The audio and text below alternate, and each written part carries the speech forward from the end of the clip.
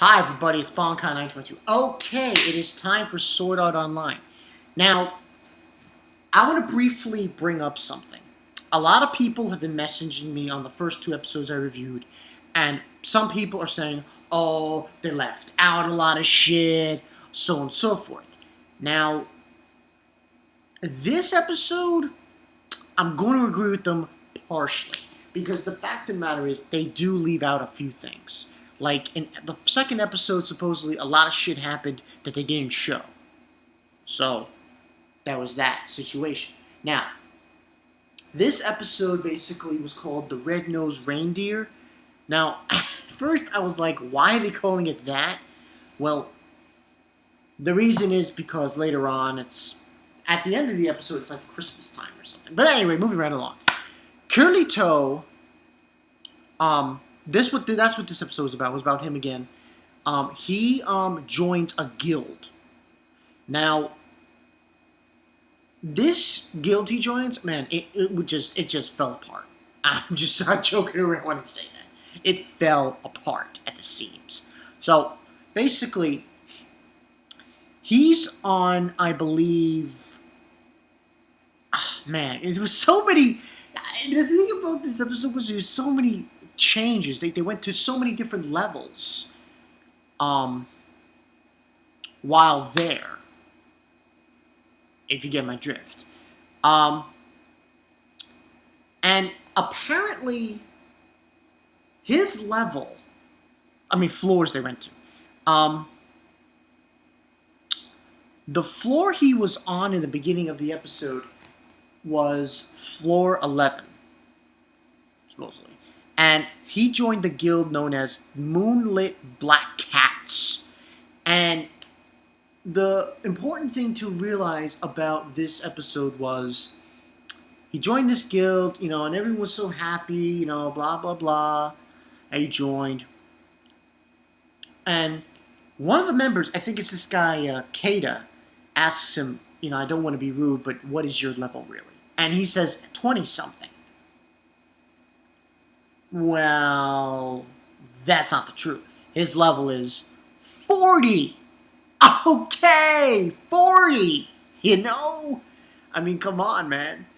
And I'm probably gonna give this. I'm gonna give this a 3.5 out of 5 for obvious reasons, because of the fact that of how it went.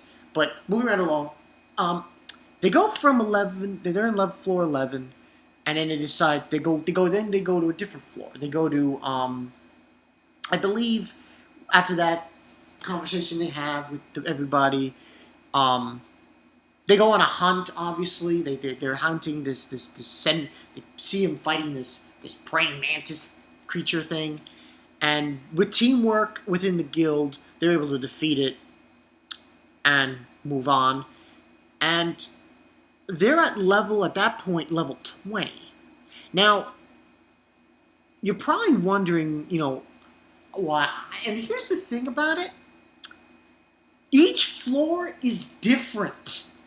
So, yeah, that's why it's going the way it's going. So anyway, now the one thing about this episode was this relationship that he supposedly commits to KIRITO with this one guild member named Sachi. Now, Sachi, she doesn't really fight. All she's got is a shield, so she can't really fight very well. And he, puts her under her wing, so to speak, and helps her, and so on and so forth. And they go from at level 20 to, 24, and they're in bed, and they're getting used to everything, and already his level, KIRITO, it went from 40 to 48. Are you fucking kidding me? Oh man, it's crazy. So that goes on, and then this is one scene with while they're at this inn, laying down, sleeping. I think I'm not sure if this happened first or it happened later. Well, during the episode, KIRITO goes and well, actually, no. Before he does that, he bumps into Klein. Remember Klein from the beginning of the show, episode 1?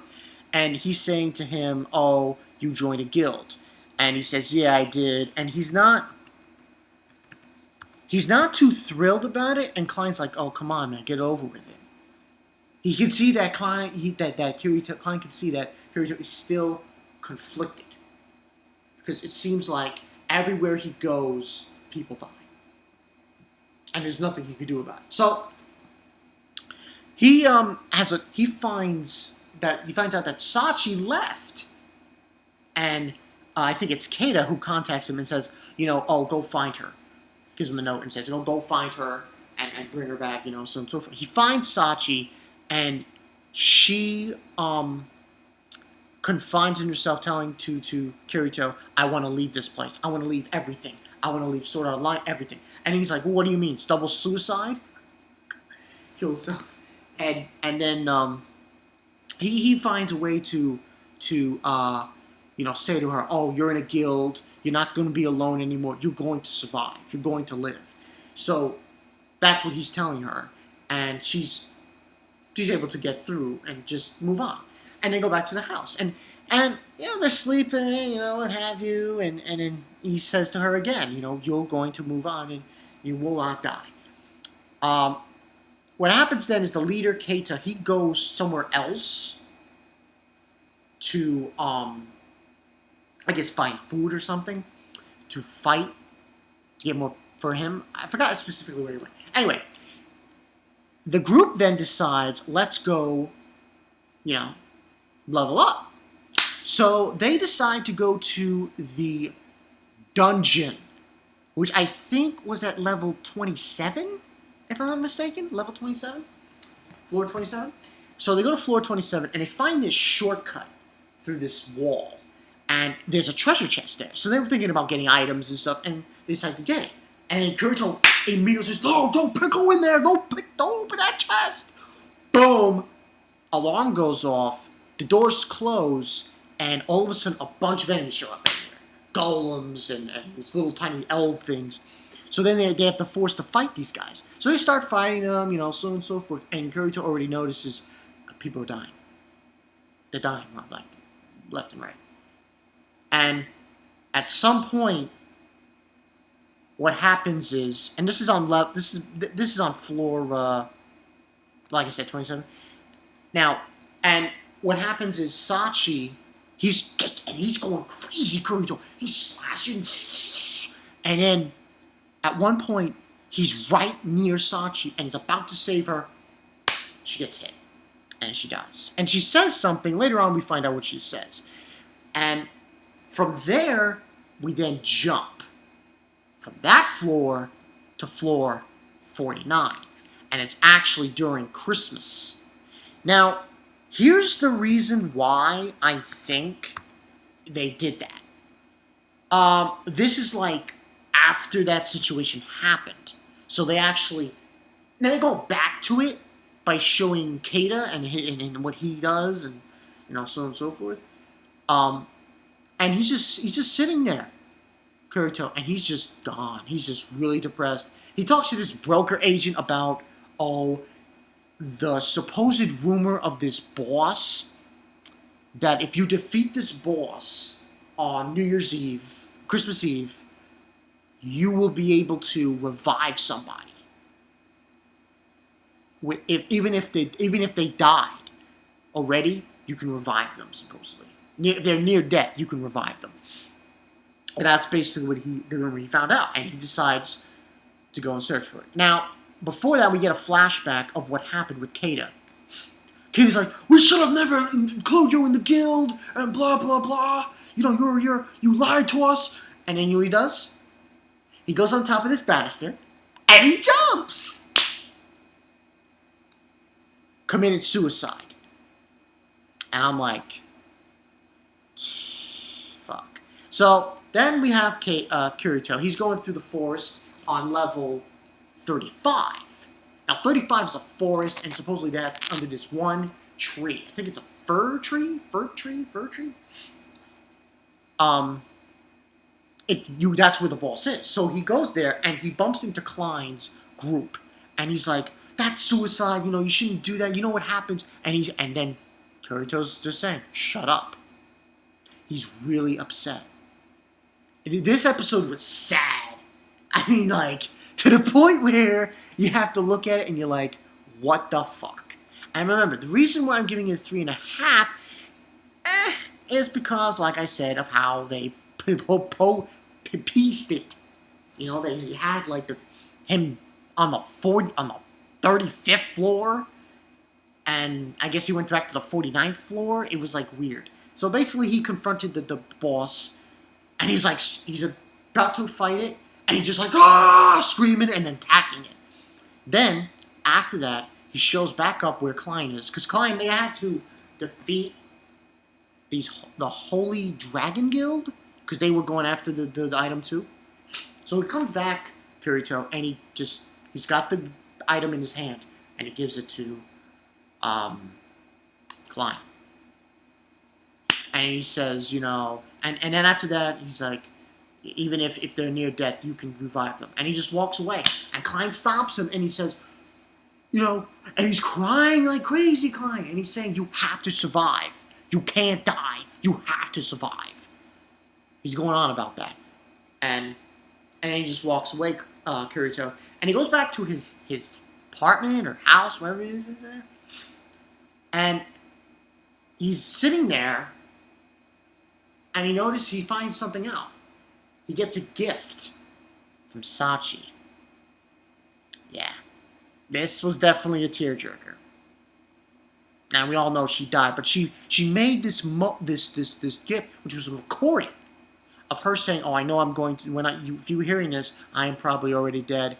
And she's saying that, basically in the message, she was saying that she already knew that he was stronger than he was letting on to be, and that she was surprised about it and everything. It was a real touching moment. It was like, oh man, you're making this guy feel worse. And then she's saying that she doesn't want him to blame himself or anything like that. And she really cherished the moment that she had with him. And saying that he needs to live and all this other stuff. And she then begins to sing him a Christmas song. I think it's... I forgot specifically what the Christmas song was, but she begins to sing a Christmas song. And with that, the recording ends, and he just starts crying. And that's pretty much where it ends, the episode. Like I said, I'm only giving this a 3.5 out of 5. It was good, but yeah, I'm going to agree with some people. I mean, it's understandable why some people will say, oh, this is bullshit. Here he's in the dungeon, and then all of a sudden, it's Christmas. Well, there's a good reason for that.